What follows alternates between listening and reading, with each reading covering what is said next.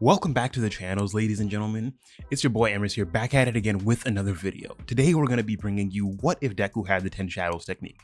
The 10 shadows technique is probably one of my favorite techniques in all of Jujutsu Kaisen, with the applications and the abilities, all of the uses that it has is just so interesting to me. The way that Megami uses it is probably one of my favorite things about Jujutsu Kaisen, which obviously can be hilarious the way that he uses it at times, but we're not going to really discuss that. I just wanted to discuss what would have happened if Deku had this technique and how the story would have possibly changed in so many different ways.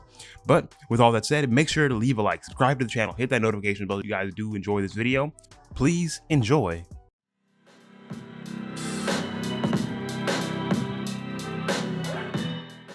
We start the story off with an infant Izuku Midoriya.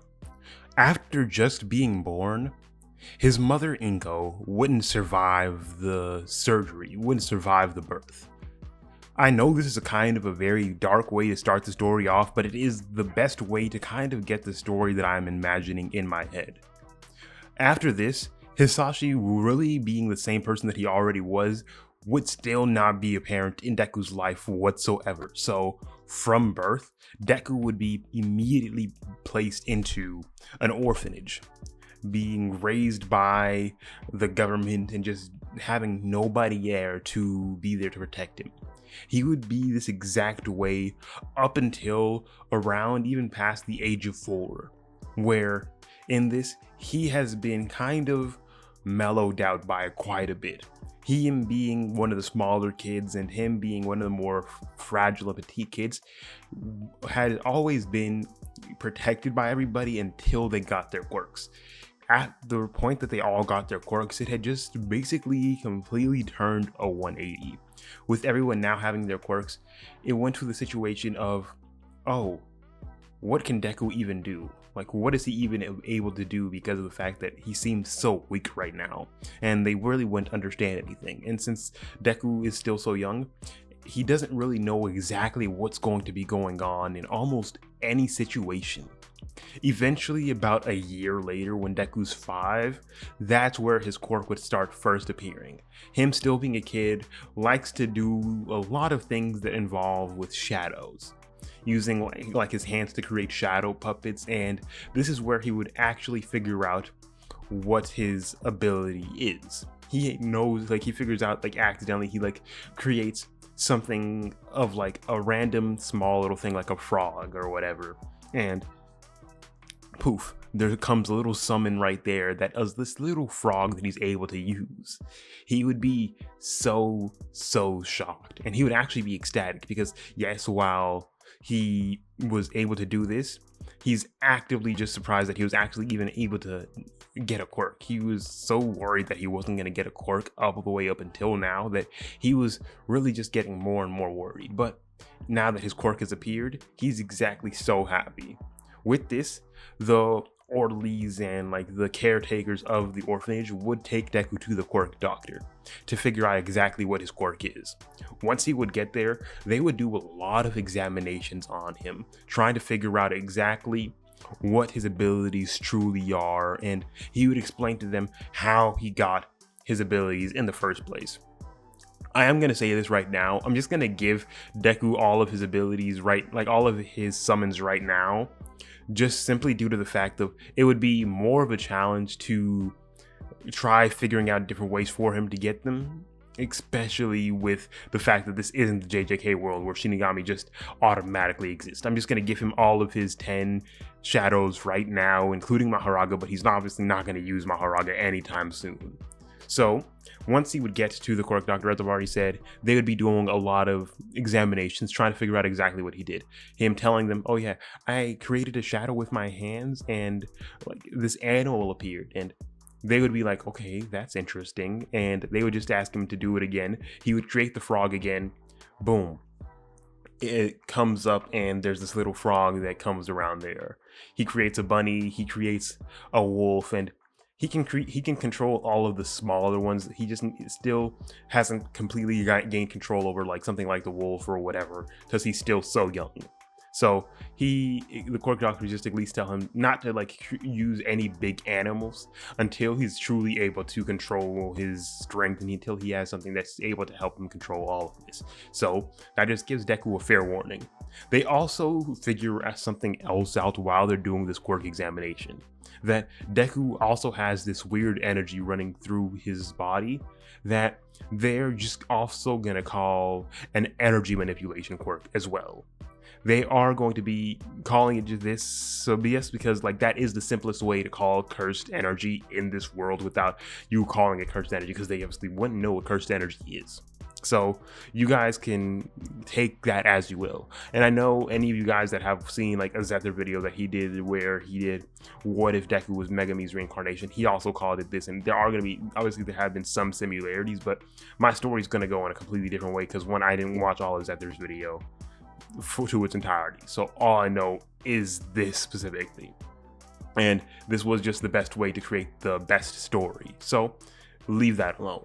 But yeah, so with that, Deku would be told exactly what his quirk is. As I said, an energy manipulation quirk along with a shadow summoning quirk. They would be they would end up calling it just a 10, like the 10 shadows technique, or like the 10 shadows quirk, because they really wouldn't know exactly how many things that he has, but we would just kind of call it 10 shadows for our own understanding, make it the most simple. Obviously, in this timeline, Deku doesn't know Bakugo at all because they would have never had a chance to interact whatsoever. So Bakugo's literally running free, doing the same thing that he would do just without Deku there to even interfere with him or do anything to him to annoy him in any light. Bakugo is just having his normal life without Deku ever being involved, and Deku is just kind of more struggling. Now that he has a quirk, all of the kids at the orphanage start actually acting a little nicer to him because he does have a fairly decent quirk. Deku would start learning how to use his energy manipulation to the best of his abilities, trying to like strengthen his body, use it as a normal way that cursed energy would normally be used, which is fairly good because he is very good and very quick at learning these things. As I am going to eventually have him be taken out of the orphanage at around the age of 8, so around 3 years after he gained his quirk, strictly due to the fact of I have someone specifically in mind that I want Deku to be raised by. So in this timeline, I am going to say that Aizawa had been being a pro hero for obviously this entire time and still being the same Aizawa, now actively just came walking past the orphanage and has always like considered having a child and having somebody to raise, because him being Aizawa usually was fairly sad or whatever and had like a fairly tragic backstory, as we already know. And he would actively really just be considering, okay, this might be the only place that I can like actually find something. So he would go into this orphanage. He would look around and see all of these different kids and eventually meet his eyes on Deku, a kid that actually looks fairly similar to him in this timeline. Deku, instead of having his normal green hair, would have jet black hair almost exactly like Megumi. Fairly similar to the exact way Megumi's hair looks like, and almost no differences whatsoever.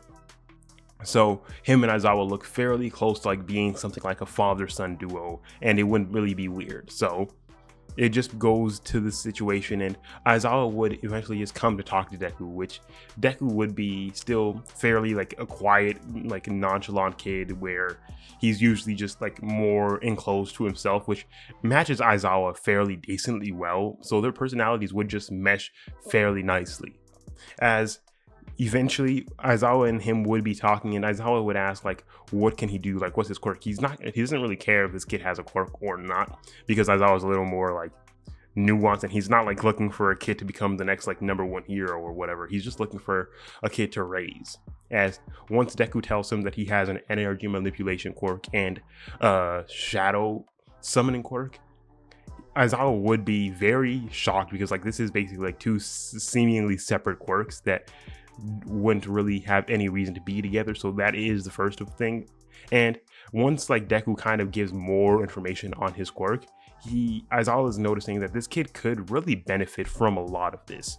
This kid could really benefit from Aizawa's tutelage because of the fact that Aizawa does know at least some martial arts to some extent. He knows exactly like how to maneuver his body, so him being able to like kind of teach Deku all of this would be very well for him.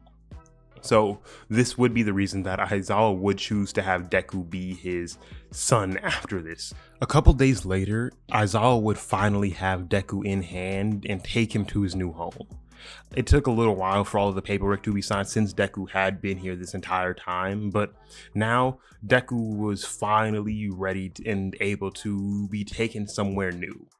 It would take a little while for them to get acquainted with each other and have an actual familiar bond, but in the meantime, Aizawa would just be doing everything in his power to make Deku feel comfortable, making sure that he's eating enough, making sure that has his own room, doing all of the bare minimum, plus just trying to make him feel like he is actually wanted here, because Deku hasn't really had this feeling so far yet.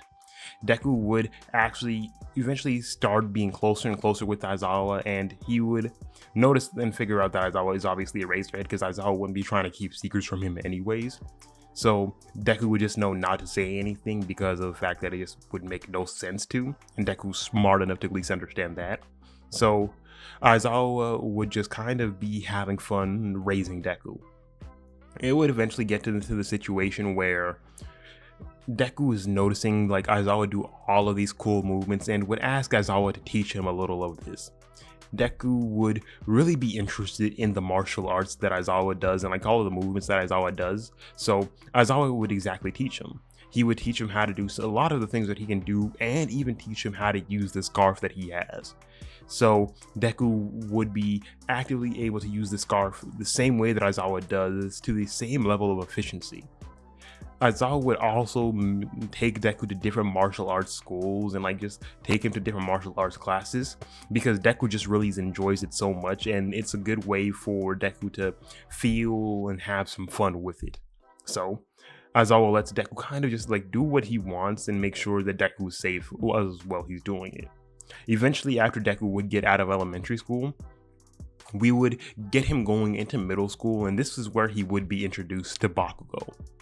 Him being introduced to Bakugo now would be a very big difference than him being in knowing Bakugo from an early age.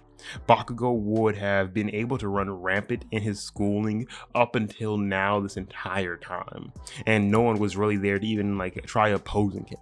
Deku coming in now would be a very big situation because Bakugo's ego is all the way up. His ego was so inflated because no one was there to like not tell him that he doesn't have a cool quirk, and he's just been bullying and like annoying all of these kids this entire time. Deku would not be having any of this and would just kind of really stay in his own lane, but the minute that Bakugo would even try to attempt annoying him or like slightly inconveniencing him, trying to fight him in any way, Deku wouldn't be opposed to it. Him and Bakugo would be outside. Bakugo would be just going like, "Yo, you nerd, what's your quirk? What can you do? Like, acknowledge me or whatever. Like, just know that I'm the strongest person here." As Deku was just like not acknowledging him whatsoever at all.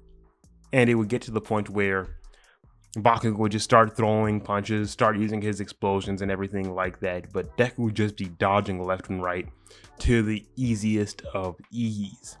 It would get to the point where Bakugo, no matter what he does, Deku was just easily able to counter it without even using any of his shadows whatsoever. But Deku understands how to use all of his abilities so well that he doesn't even need to use his shadows, and mainly also because since he is still so young, he hasn't mastered all of his shadows yet. He's mastered all of the small ones that wouldn't really cause a problem in the first place, but anything like the twin wolves, anything like the owl, anything like the elephant, he hasn't gotten to be able to master as of yet. He is getting close because he is fairly strong, but it is just to the point where he's just still too small to be doing any of those things as of right now.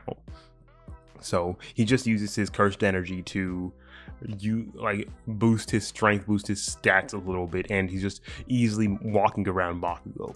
Eventually Bakugo would lose, being extremely mad and fuming, enraged, but this would just be the start of the relationship. Eventually, after a couple more bouts between them, Bakugo would start to calm down because he's noticing that he can't really beat this kid and Deku's not even trying.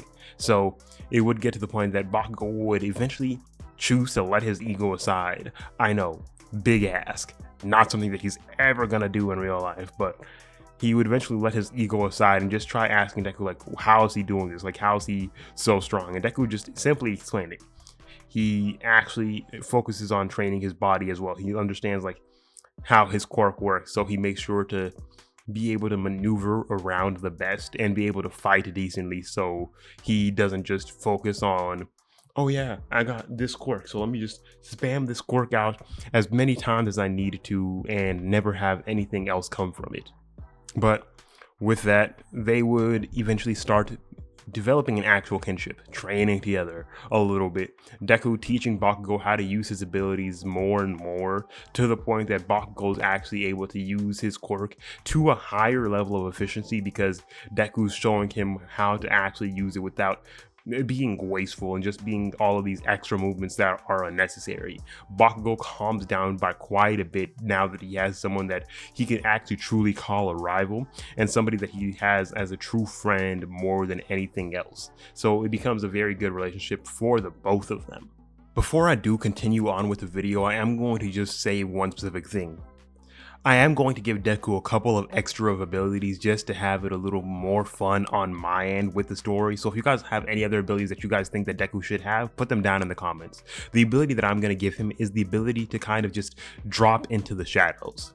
Meaning that anytime that he just feels like it really, he will be able to literally just fall straight back into his own shadow, or if he wants to like fall in, like go into another shadow, he has to like do a little more. But if he wants to just fall back into his own shadow, he will just drop in, going completely into the shadow and being completely hidden and being able to come into any shadow that it was already in his eyesight. So it's not like where he can just go into any shadow of any person. Any shadow that was already in his eyesight, he can see and go straight to, being able to use it as a kind of more stealthy maneuver. The last day of middle school would go quite a bit differently this time around.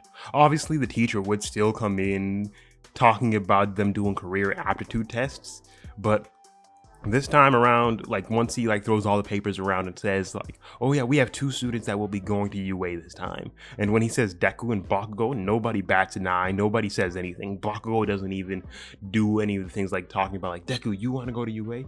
No, there's no discussion there. It's everyone just like Deku and Bakugo just being both ecstatic about this. Them both just being excited that they're both going to be trying to get into UA because of the fact that they have such a good relationship at this point. They're just so good friends now that them both going to UA was just a given, and them both applying was just a given. So Bakugo just basically says, yep, we're gonna be the only 2 people out of here actually to be like not extras, to be the main characters here. He still has his flamboyance as normal, but it's just calmed down quite a bit, where he truly respects Deku as a very close friend. So Deku would just be like, yeah, whatever. And the thing would continue. There would be no situation of Bakugo blasting Deku's desk and throwing his book outside the same way that he did, because even if Deku still has the book, which honestly I'm going to say that he does because he is still fairly decently smart and this is still a Deku, where there's not going to be much of a situation for him to even need to do that. They are very close friends, so they're just so well intact with each other, there's not going to be any reason for them to fight right now. After this, Deku would be walking home the same way that he did in canon and would still encounter the sludge villain. This time around, it is an easier thing for Deku to be able to deal with him because he's able to maneuver around fairly quickly and kind of just zip through the shadows that are around him so much that the sludge villain is not even able to really even get a good grasp onto him. He's just being able to be going so fast that it is actually hilarious. And Deku, now being 14, has already mastered something like the twin wolves, so he would just pull him out as soon as he can to kind of keep the sludge villain at bay, which really helps him out quite a bit because they are decently strong in this format. So he's dealing with that, and eventually once All Might would come into this, he would very much see that Deku is actually holding his own fairly decently well. The Sludge Villain is not able to get a good grasp on him because of the fact that he is so quick and fast. So he's just really like, okay, this kid's actually able to do something. This is very interesting, and he's witnessing what Deku's doing, and it is just something that is very cool and nice to witness. All Might would eventually obviously come in going, I am here, and take control of the situation, being able to help Deku and deal with the Sludge Villain the same way.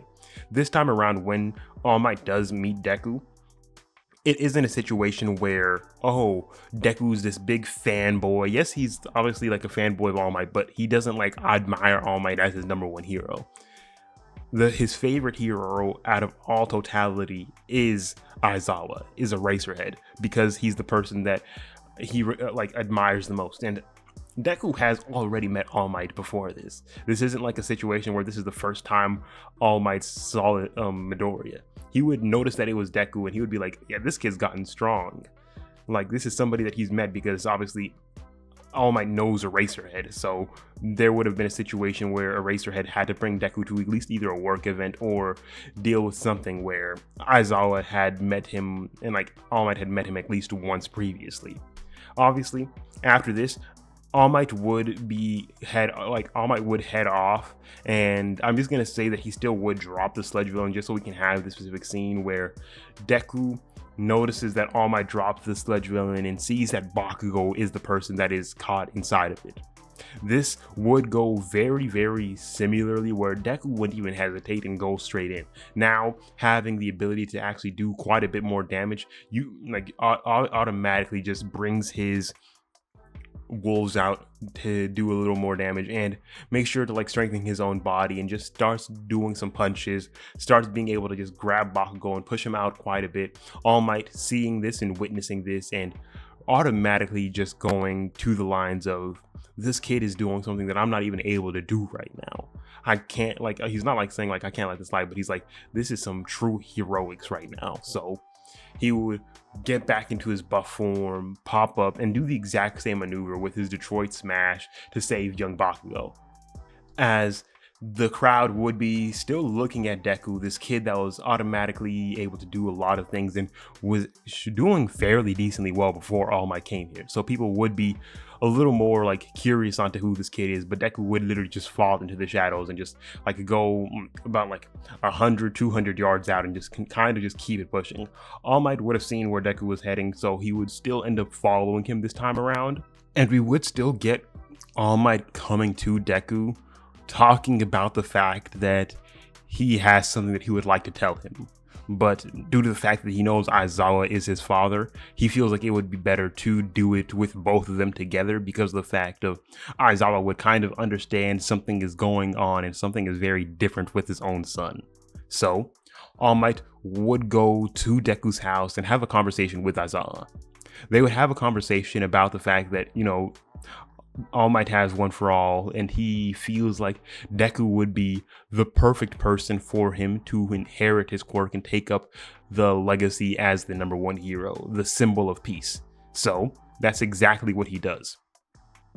He talks to them, gives them like the entire spiel about all of these different things, and would eventually just go on and on talking about like why he feels Deku should be doing this. Aizawa would look at Deku and just tell him that this is up to him. Whatever choice that he makes, Aizawa will completely agree with him on, and they're not going to have any discussion about like, oh, you shouldn't have done it or not. He'll just completely agree with his son and not have any problem, as Deku would choose to take the quirk. And with that, we would start the 10-month training. Deku, already doing a lot of martial arts and body training, would have a very, very athletic body. He would obviously be a little taller than he was normally, but he has way more of a chance to be able to deal with and control One For All way easier, instead of just taking him the entirety of the 10 months. It only takes him around like 2-3 months to actively be able to get to the point where his body can handle One For All. His body was already close enough to being honed for it, so it wouldn't even be a big problem. So that's exactly what he does. After 2 or 3 months being on Dekuma Beach, the entire beach is clean because Deku has a way easier time dealing with that. And he would clean the entirety of Dekuma Beach. Not like just the section that All Might told him to. He would clean the entirety of Dekuma Beach in around like 2 months, which would be insane, and All Might would be surprised because he thought it was going to take him quite a bit longer. So that's exactly what would happen. After that 2 months would be over, Deku would start training with All Might, and since they don't want to just train on Dekuma Beach and be seen by everybody, since like obviously it's already clean and people will start coming to it, All Might would ask for a favor. He would go to Nezu and tell him that they need a training facility for Deku to be able to train his quirk, because Nezu obviously already knows that One For All exists. So it would get to the point where Nezu would agree, give All Might and Deku a training facility, and Deku would spend the next 7 to 8 months training basically at UA to use his quirk to the best of his capabilities. Deku would be learning how to use One For All and how to handle it with a fairly decent ability. Deku, by the end of those 7 months, would be able to handle around 10 to 15% of One For All without much of a struggle because of the fact that he can use his cursed energy to strengthen his body and help his body control One For All quite a bit easier. He's still not able to control anywhere near 100% because it is still extremely straining on his body, and it is one of those things. But the thing is, Deku would also be able to use full cowling from the jump. Him having such an experience with martial arts really helps him out quite a bit due to that fact. It helps him out so much because of the fact he already understands like how to use his body to the best of his capabilities. So he's able to quite easily just maneuver his body around and know exactly that he should probably put One For All throughout all of his body, not just one part, because he would just get more injured that way and stress his body out quite a bit more for no reason whatsoever. And so eventually we would get to the day of the UA entrance exam. This time around, Deku wouldn't be nervous whatsoever entering into the halls of UA. He would have already been here countless number of times, whether it was just with Aizawa visiting or with him now training there for the last 7 to 8 months. So he wouldn't be even scared whatsoever. When it comes to the written portion, it would just be a situation where Deku was easily able to ace this because he is still insanely smart the same way that he is. So once President Mike's actually explaining the pointer system and explaining the 1-pointer, 2-pointer, 3-pointer, and even the 0-pointer, Deku's easily able to comprehend that and not even having a problem whatsoever with that. It would be also a situation where Deku's already had to deal with these pointers previously, because this was just another way for All Might to train Deku and actually have him use some kind of battle experience. Once they would all be mostly set up, Deku and Baku had already been talking, so there wouldn't be a situation where, like, well, there would still be a situation where Ida's like talking to them about like, you're distracting me, but Deku would not even be trying to like entertain this. He would just be like, if we're talking, so are you. You're being distracting just as much as we are. So just kind of leave us alone. As Deku's just like not in the mood whatsoever. Like he's really calm and collected, but like that just really irritates him to an extremely high extent. They would eventually get to their individual battlefields, and like Deku would be obviously still good in Battlefield B, where Ida would be there just like normally talking, and Deku obviously had no reason to talk to Uraraka this time around, so Ida doesn't bother him there. As we would get to the situation where it just gets to him entering the stadium. Deku, instead of running around, would just fall right down into his shadows, surprising anybody that sees him, especially like Ida or Raka or anybody else. They just see him fall into a shadow and end up like about like 500 yards right in front of him, like to the farthest place that he was able to see, and he just immediately starts like using his wolves to take out pointers, like take out a 1-pointer, take out a 2-pointer, take out a 3-pointer fairly quickly. Him also running around using One For All to take out the robots as he sees them, accumulating by the end of this an unheard of 460 points just on the hero side, like just on the villain side, and him even being able to save a few of the people that were struggling. Obviously, once the 0-pointer comes in, Deku has way more of a handle on his body than he originally did at this point, so he's able to take out the 0-pointer with absolute ease, being able to throw a punch the same way that he was able to in Canon without damaging his body whatsoever. He would jump all the way up the same way, throw the punch, get the 0-pointer out of there because he saw Uraraka still trapped under the rubble, and just immediately proceed to go drop down to the nearest shadow that he can see on the ground, because of the fact of, one, he doesn't need to be having a shadow. As long as he can see the shadow, or as long as he's able to just get have his eyes on it, he can immediately just kind of basically teleport even in mid-air straight to the nearest shadow, just that way, so he can be all the way up in the air, fall straight down, not have to worry about anything along those lines. This obviously would mean that he would get the hero points for saving Uraraka this time around. All of the heroes would be shocked that this kid was able to do it, because not many of them actively knew that Deku was even in the vicinity. The only people that would know would be Nezu, Aizawa, and All Might. The people that were there actually helping Deku do a lot of these things. And Deku is still using Aizawa's scarf that he also has his own version of, which helps him take care of, make sure that a lot of people were safe, because he could just use the scarf to grab people and move them to safety fairly easily. So that really just helped him out an tremendous amount. Something that he was really glad that he still used, because it's probably one of his more favorite things that he has under his arsenal. After this, Deku and Bakugo would meet up after the exam and just both talk about how they think that they did. And obviously Deku says, yeah, he got in. There's not really much of a question. He knew that he was going to get in fairly easily. The only reason that he took the entrance exam this way, because he still wanted to actively just test his abilities and not just get in because of the fact that he is Aizawa's son. And All Might would have easily just gave him the recommendation. So he just went in here for the sheer love of the fact that he just wanted to do it this way, the original way. As so, afterwards, there is the entire situation where Deku has to wait, but he's not really waiting, because Aizawa would have told him right after he got home that, oh yeah, you're in. That really wasn't a question. You got more points than almost anybody else here was able to in any facet. And with the control that you showed over your quirk, I'm proud of you. And so that's kind of how it would end up. Deku gets in, and we would eventually get to the first day at UA. Aizawa being Deku's father would mean that Deku would have been the first person into class. He would have already been there from the everybody else to come in, and he would have just witnessed and watched everybody else come into the class, because one, he would have just went with his dad. So everyone else would come in, notice that Deku would be already there, and everyone just would go straight up and talk to him. Deku obviously knows Aizawa was asleep, and he's not going to bother waking him up because he knows the ramifications of that.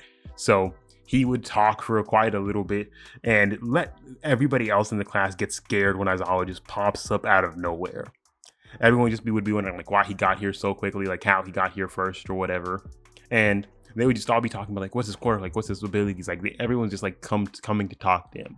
Eventually, once everybody got it in, Uraraka would still go over to talk to Deku while he's talking to Bakugo or somebody, and it would just be an entire situation where she's just oh yeah, thank you for saving me and all of that, the normal stuff that you would expect for somebody like Uraraka. And they would just kind of have their conversation, have their normal thing, and eventually Aizawa would just come up and just talk to everybody. Deku would be unfazed. Bakugo would be unfazed because he had already met Deku's dad, and he already knew the kind of person that he was. So Bakugo would have just been hey, Mr. Aizawa. Deku would have been hey, Dad, finally awake? And the entirety of Class 1A would have been Dad? As, yeah, Deku's yeah, that's my pop, some Aizawa Eraserhead. And everyone just would be okay, yeah, that's crazy. We didn't know that. But obviously, being Aizawa would still tell everybody, yeah, dip out, go outside, and get your other uniforms on, go outside, we're going to be doing a quirk assessment. As Deku, Bakugo don't even flinch whatsoever. Get up, head straight out, because like they know Aizawa don't play. And so once they would make it down, Aizawa would explain that whoever loses will be kicked out of Class 1A. And so once like all of that would be kind of said and done, it would be a situation where Aizawa just tells Deku, okay, come on. You already know what to do. Come on, throw the ball. Use your quirk. As Deku's like, do I really have to entertain your shenanigans right now? As Aizawa's just like, come on, let's just do it. Like kind of having a little more fun with it, where Deku would go throw it with his entire quirk, and Aizawa would just nullify it because of the fact that like, he just wants to show people like what his abilities are too, and like just kind of make sure like people know what's going on. As Deku's like, I knew you were gonna do that. What do you think? I used my quirk, but I didn't use all like full strength because like there'd be no point. As Aizawa would just be like, all right, now you can throw, because like Deku still did get a decent like throw. He got around like 100 meters, and like which is like a fairly strong throw because he does have decent strength originally. And so right after, it would be a situation where he throws with his full strength. It goes well over about like 1,500 meters. And so it just like shocks and surprises everybody by far. Obviously, Araka would still take the cake on this one, getting the infinity, as Deku would then proceed to quite literally just blitz everybody else in almost every other category by far. Him having such a better control of one for all and not having to get injured every single time literally causes him to be the #1 spot in almost everything else. Bakugo being #2 and Araka just getting the #1 spot in the ball throw test.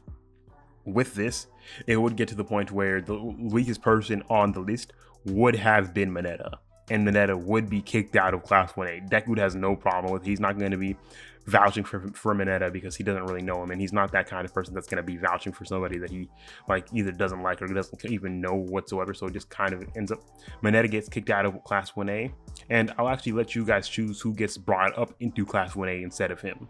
So I'll let you guys decide that. But with all of that said and done, I hope you guys did enjoy this video. If you guys did, make sure leave a like, subscribe to the channel, hit that notification bell so you guys can get caught up with all the latest videos, and I will see you guys in the next video. But peace.